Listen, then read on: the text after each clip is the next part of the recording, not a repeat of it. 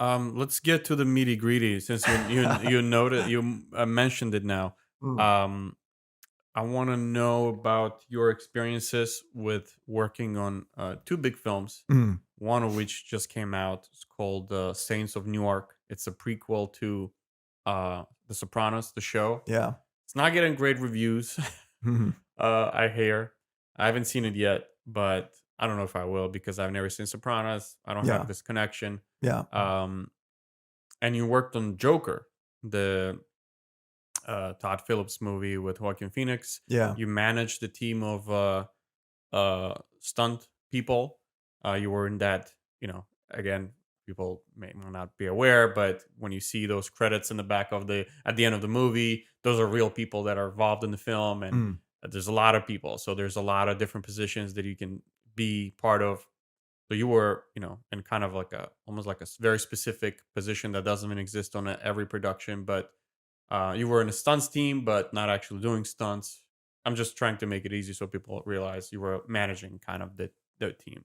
yeah. Um, so tell me about that experience and what was it like to see Todd Phillips and Joaquin Phoenix do all that stuff. And we can talk about both independently or whatever. Yeah, But definitely, people love Joker. That's you could say overall, it's a success, mhm, financial and critical success.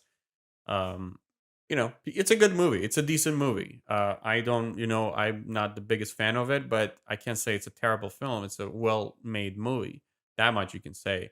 um but tell me about that. How did that, I guess, happen? Maybe not the most important thing, but like, what's that experience? How do you mentioned that it's a well oiled machine. mhm. you know what was it like? How long did it take to make a movie like Joker? And yeah, tell Yeah, me some things. yeah, sure. Well, I'll just clarify too, what I was doing specifically, and then I'll answer your question. But I was basically, um, the, stunt coordinator's assistant, and, what that entailed was managing the stunt team of, like, all the guys that we had and that we used for any action stuff that was in that movie, and I did the same thing on Sopranos too. So, we didn't have it wasn't like a Marvel movie where you have a literal team of guys like, okay, you're basically paid for this whole month to be part of the shoot, and this is all you're going to do, and this and that. Like we didn't have crazy things like that. It wasn't that big of an action movie, right? But there were days, and maybe for like 1 week where we had everyone on hold, and we needed it for larger sequences and stuff like that. But I was basically the one rounding them up, making sure everyone kind of, knew what was going on, knew what to expect, on the day, making sure everyone's ready and we're not like, okay, we're ready to shoot. Who are we waiting for? Oh, stunts. It's like, Hmm. no, like that.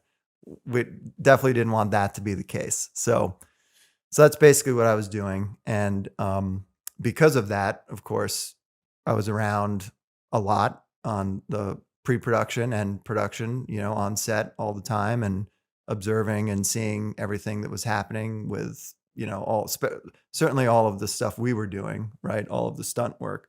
But also, on some days there might have been a stunt. They just weren't sure yet. So we still had to be there and be around and kind of just see the more, I guess, mundane aspects of filmmaking, of which there are a lot because sometimes it's just slow as hell, and Hmm. there's just like a lot of waiting around and you just it can be so like big, like a construction site with like 500 things happening like all in the same area and all at the same time.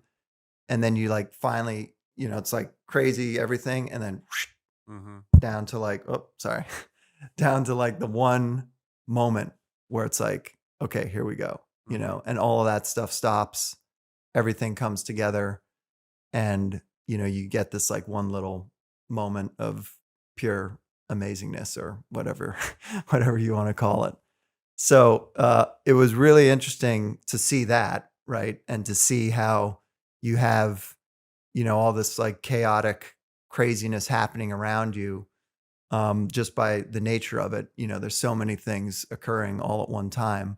and then it just slowly or quickly, depending on, how well everyone's working together, but you get to that point where it's like everything's ready to go.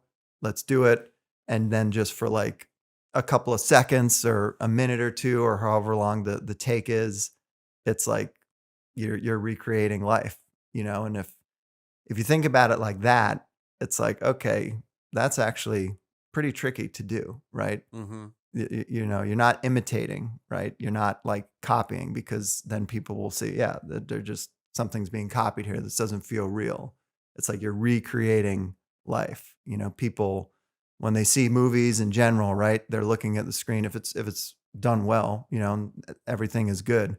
You're not thinking like, yeah, okay, I'm watching a movie right now. Cool. This is all been shot and performed like months ago and this and that. It's like, no, it's like you're in the moment, you're watching it, you're thinking this is happening like right now, and that's, of course, I mean, that's like really basic, but that's what they do. So you have all this craziness, and then it comes down to like this one moment, and you recreate life, and then you stop and you do it again a couple times or whatever, and then you move on to the next thing.